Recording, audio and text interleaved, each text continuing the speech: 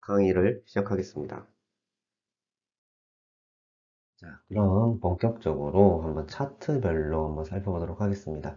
우선 파트 3으로 해서 시간의 변화를 보여주는 추천 차트 중에서 첫 번째, 선 차트입니다. 자, 선 차트에서 저희가 이제 그 차트를 만들 때 유념해야 될 부분이 이제 첫 번째로 올바른 축 설정하는 것입니다.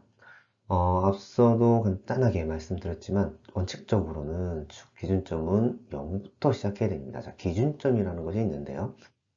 이런 보시면 여기 밑에 여기서부터 어디서부터 출발하는지를 기준점이라고 얘기를 하는데 그것을 원칙적으로는 0부터 시작을 해야 됩니다. 그런데 데이터의 차이가 별로 없거나 너무 차이가 크다면 일단 제대로 이제 그 차트들을 보여줄 수가 없죠. 선의 높낮이를 보여줄 수 없기 때문에 비교하기가 어렵습니다. 그럴 때만 이제 축 조정이 이제 필요한데요.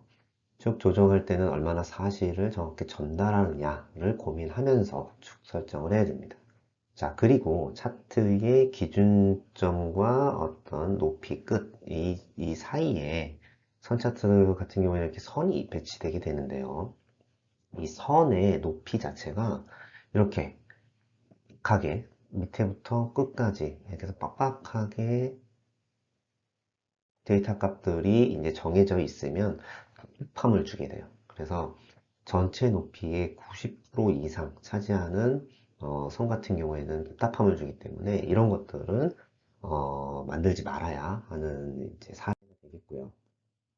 그렇다고 전체 높이, 그러니까 밑에는 아무것도 없고 위에만 이렇게 전체 20% 정도의 이제 그 점들이 이제 이렇게 분포되어 있다면 이것도 차트를 보는 독자 입장에서는 위에만 바라봐야 되는 이러한 문제점이 생깁니다. 그래서 좀 이것도 좀 올려다 봐야 되기 때문에 이제 바람직하지 않습니다. 이 경우는 어쩔 때 많이 생기냐면 이러한 0점을 기준점으로 했을 때 데이터 값들이 별 차이가 없을 때 이런 현상이 많이 벌어지게 돼요.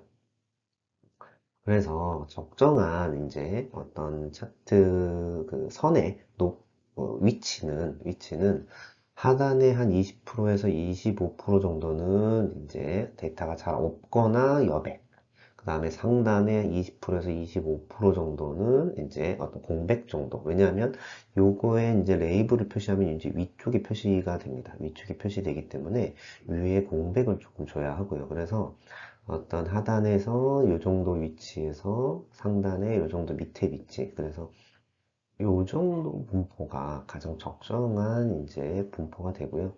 그래서 이것은 전체 높이에서 한 60% 정도, 60% 정도가 가장 적당하다고 볼 수 있어요. 그래서 60% 정도의 어떤 그 위치를 갖게끔 즉 조정을 해야 되는 부분이 있고요. 예를 들어서 이거 같은 경우에도 0점부터 이 상한선을 조금 많이 높여버리면 밑으로 내려가는 현상이 이제 벌어집니다. 그래서 이러한 차트의 이 축을 설정을 해서 데이터 값들이 이제 요 한 60% 정도 차지하게끔 배치하는 것이 좋습니다. 두 번째, 자, 선의 굵기를 이용해서 메시지를 강조해 줘야 합니다. 자, 누누이 말씀드렸지만 차트란 어떤 그 독자에게 데이터를 쉽게 지도록 만들어 놓은 이제 차트이고요. 그 중에 선 차트는 선을 가지고 그걸 보여줘요. 그렇기 때문에 선이 너무 굵거나 얇으면 이제 데이터가 묻혀버리는데요. 잘못된 사례를 한번 보시면 이거 같은 경우에는 선의 굵기가 매우 두껍죠. 이렇게 두꺼우면 여러 가지 이제 이러한 뭐 이렇게 비교를 하는 뭐 같은 선이 있다면 구분이 되는 강조 포인트는 되겠지만 이 선들이 문제점이 뭐냐면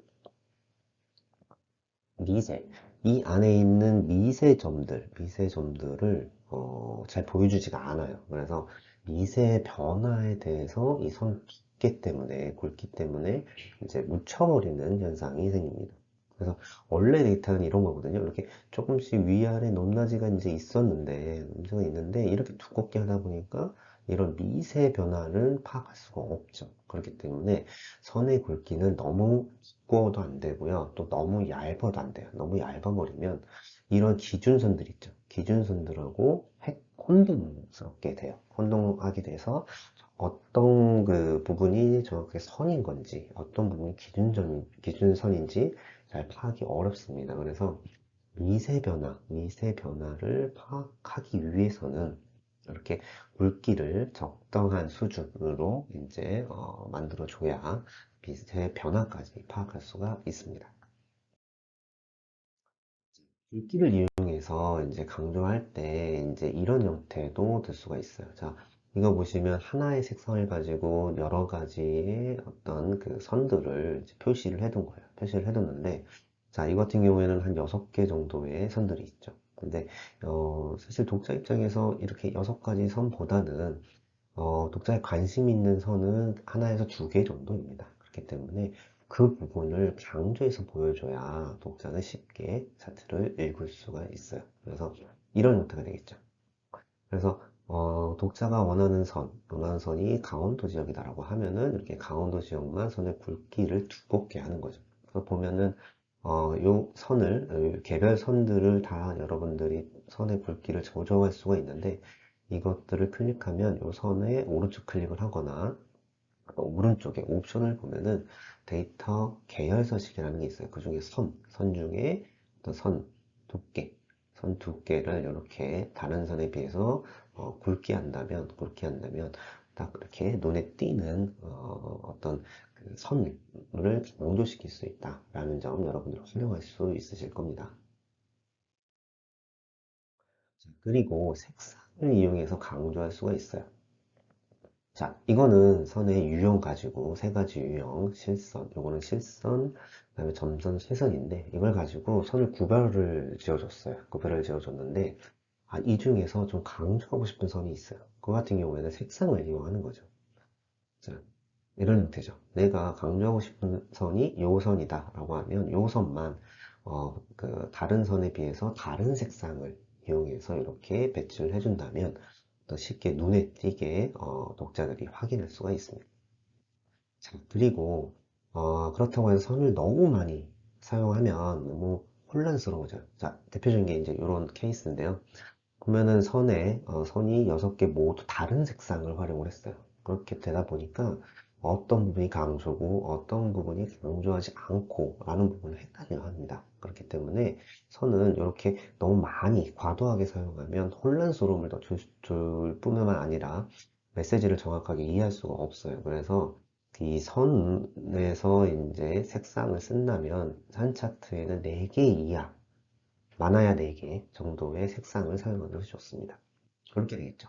기준 색깔, 여기 회색과 어떤 강조, 선 3개 해가지고 최대한 4개 정도의 색상을 써야 혼동스럽지가 않아요. 보면 왼쪽은 혼동스러운데 오른쪽을 보시면 명쾌하죠.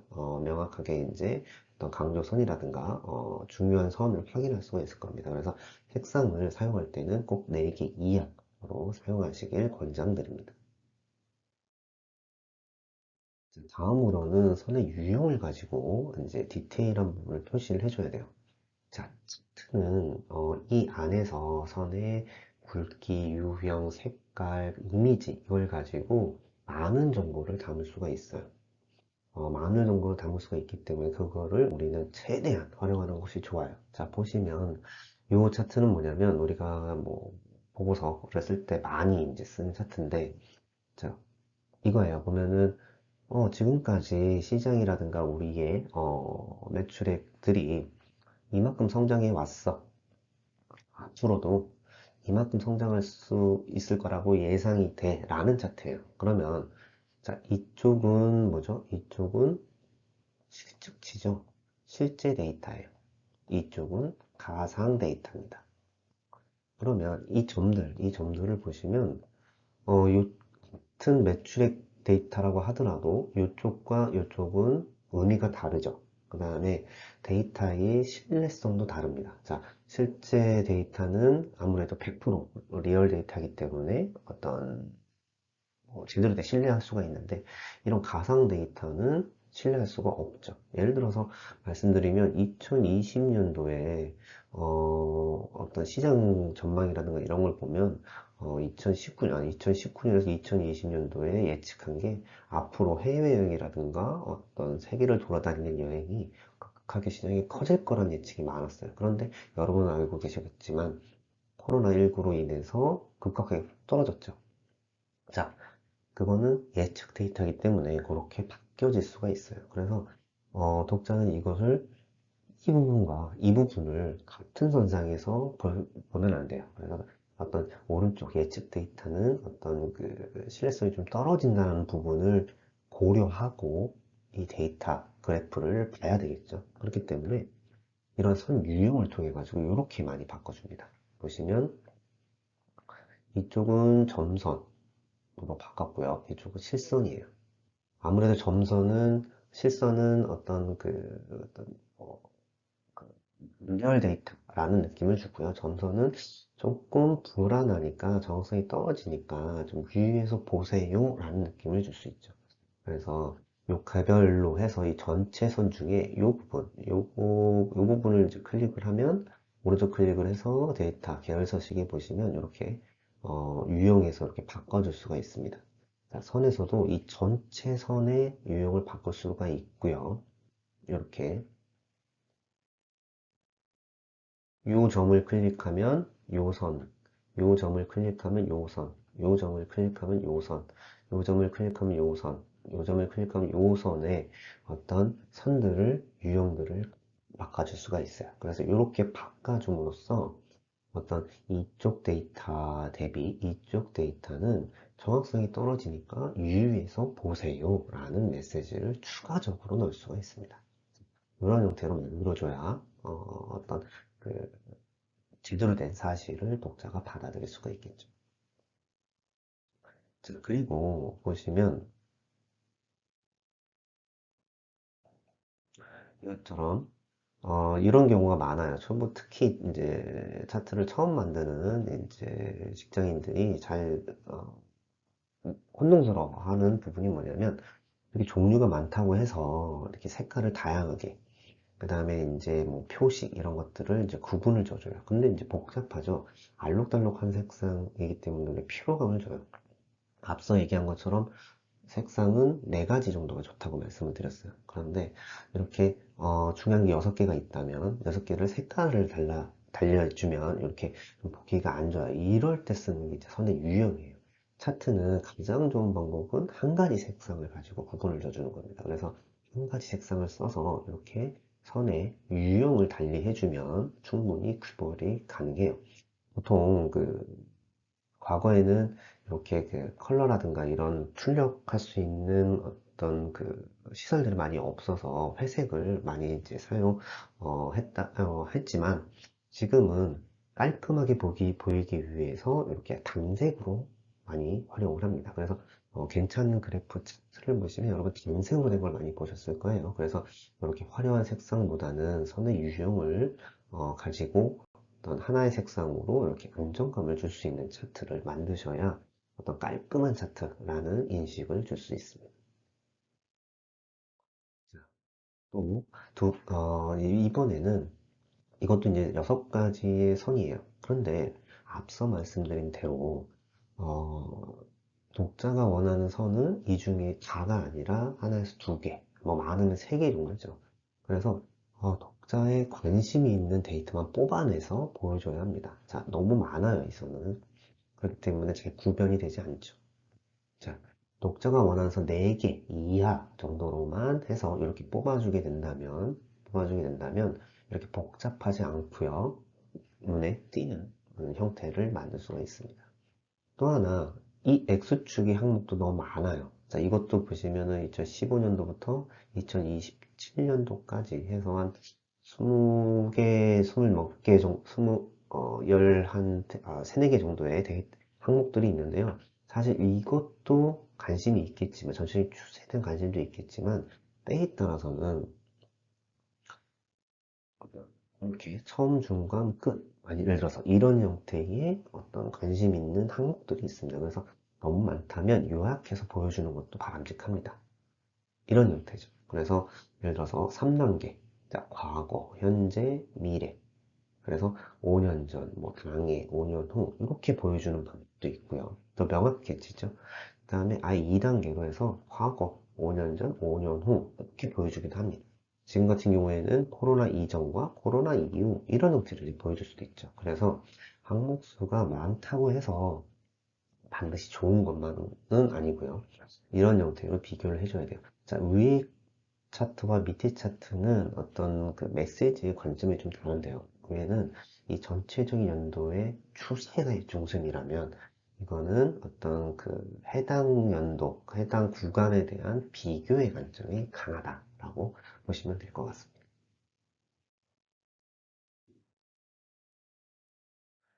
이번에는 표식을 활용하는 것입니다. 자, 몇 번씩 강조해서 말씀드리지만 이 차트 안에 있는 최대한의 활용을 통해서 떤 정보 전달을 많이 그 다음에 강조해서 이제 보여줘야 해요. 선 차트는 이렇게 점들이 있어요. 이렇게 요 점들이 있는데 이거를 뭐 동그랗게도 만들고 네모나게도 만들고 뭐 마름 뭐 이런 형태로 만들 수가 있는데 이걸 표식이라고 합니다. 표식. 그래서 표식을 활용하면 또 추가적인 메시지를 전달할 수가 있어요. 자, 오른쪽과 같이 표식을 어떤 그 연도별로 해서 위에 X축에 어떤 매출액만 뭐 두는 것도 있고 이 표식의 크기를 보면서 매출액 숫자를 가늠할 수도 있게 되죠. 이렇게 점점 이렇게 올라가면 커지는 이제 표식의 크기를 키울 수도 있고요. 그래서 아니면 또 제일 마지막 연도에 우리가 목표가 뭐 예를 들어 100억 달성이다 라는 슬로건도 담을 수가 있어요. 그런 형태로 개별적인 요 점들을 이렇게 네모, 세모 이렇게 만들기도 하고요. 이렇게 크기를 조정해서 메시지를 담을 수가 있습니다. 그래서 보시면 이렇게 요 표식을 여러분들 엑셀에서는 이제 마우스 오른쪽 클릭하거나 오른쪽 옵션을 보시면 데이터 요소 서식 중에 표식 그 다음에 요 옵션에서 이제 크기를 조정할 수가 있어요. 여기 형식에서는 이렇게 모양을 여러분들이 조정할 수가 있고요. 그래서 이렇게 표식을 가지고 이제 메시지를 강조할 수가 있습니다. 그리고 이미지를 또 활용하면 더 좋겠죠. 자, 이런 거죠. 보시면 이렇게 뭐 예를 들어서 이때는 이제 요거는 이제 동물들의 숫자를 얘기하는 건데 여기에 가장 많은 동물들이 강아지다라고 하면 이렇게 강아지 이런 그림들을 넣을 수가 있어요. 표식을 이렇게 크기 조정, 모양 조정 뿐만 아니라 이렇게 그림도 넣을 수가 있어요. 참고로 말씀을 드리면 이런 그림들은 여러분들이 픽사웨이라든가 무료 이제 이미지를 이제 공유해주는 사이트가 있습니다. 그쪽을 통해서 활용을 하시면 좋을 것 같아요. 여기 있는 그림도 픽사웨이에서 이제 가져온 거고요.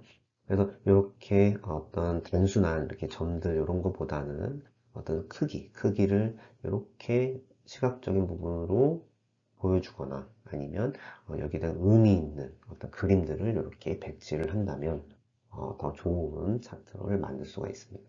그리고 이렇게 떤 레이블도 어떤 내가 강조하고 싶은 뭐 레이블은 이렇게 색상을 통해 가지고 강조를 할 수도 있겠죠. 그리고 저희가 이제 차트를 만들다 보면 범례라는 게 있어요. 범례. 이런 거죠. 보면은 이렇게 선이 세 개인데 이런 실선은 어느 거고 그 다음에 점선은 어떤 거를 얘기하고 어떤 이러한 점들은 어떤 거를 얘기한다 라는 부분이에요. 그래서 보통 그 세로막대와 이런 선 차트 같은 경우에는 왼쪽에서 오른쪽으로 시선이 흐른다 말씀을 드렸죠. 이렇게 그렇기 때문에 범례를 왼쪽 상단이나 왼쪽에 배치하는 거는 바람직하지 않아요. 왜 그러냐면 어떤 고객은 이렇게 해서 이제 읽어본단 말이에요. 이렇게 읽어보다가 아 얘는 뭐지, 얘는 뭐지, 얘는 뭐지 이렇게 해서 다시 시선이 이쪽으로 갑니다. 그렇기 때문에 범례가 왼쪽에 있는 거는 이렇게 자연스러운 이렇게 시선 흐름을 역행시키죠. 그래서 방해를 주기 때문에 별로 바람직하지 않고요.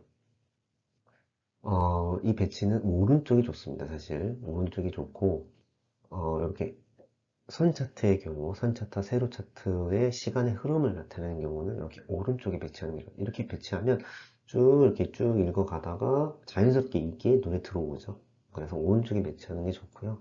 이런 범례들도 보면은 이 범례가 이제 만들고 이거를 오른쪽 클릭하시면 이렇게 범례 위치를 정할 수가 있어요. 그래서 오른쪽이라든가 오른쪽에 배치하는 것이 좋다라고 보시면 될 것 같아요. 그리고 범례가 그렇게 많이 없다면 여기 밑에 하단에 배치하는 것도 좋습니다. 이것도 자연스럽게 이렇게 시선의 흐름에 걸려 있죠. 그래서 이렇게 하단에 배치하는 것도 좋고요. 예를 들어서 이러한 항목들이 많다라고 하면은 선 옆에 이렇게 넣어주는 것도 바람직합니다. 선 바로 옆에 있죠. 그래서 요거는 텍스트에서 기본적으로 제공하지 않는데요. 어떤 그 엑셀에서 보면 텍스트 상자 있지 않습니까? 그걸 가지고 여기다가 써주는 거예요. 그래서 이렇게 배치해 주는 게 가장 좋다라고 보시면 될 것 같고, 그 다음이 이제 뭐 요거, 그 다음에 그 범례가 몇 개 안 된다면 이렇게 아래쪽에 배치해도 무방합니다. 다만 이렇게 선 차트의 경우 시선을 흐름을 나타내는 차트의 경우에는 이렇게 왼쪽 편에는 가급적 지양하셨으면 좋겠습니다. 자, 그리고 이 상치는 부가 설명을 해줘야 돼요. 자, 여러분들이 좀 유념해야 될 부분이 뭐냐면, 이 선들은, 요것들은 데이터 수치입니다. 수치. 수치는 말을 하지 않습니다. 자, 이 수치가 왜 생겼는지. 자, 보시면 이게 이제, 여행사의 매출액이에요. 이때 떨어졌죠.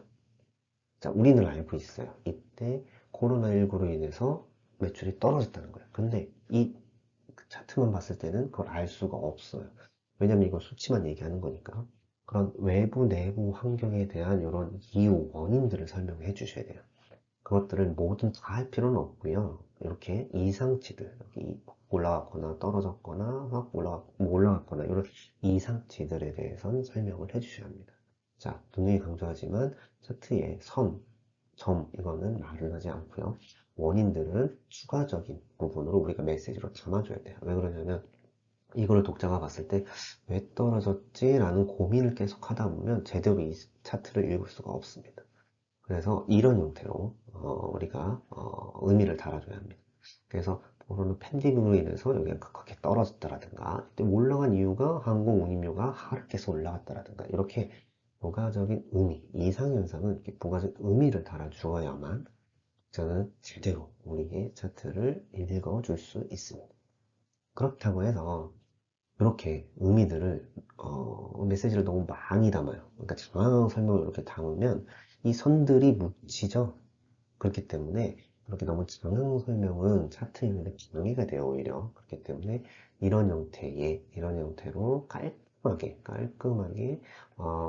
달아주는 것이 가장 좋다라고 말씀을 드리겠습니다.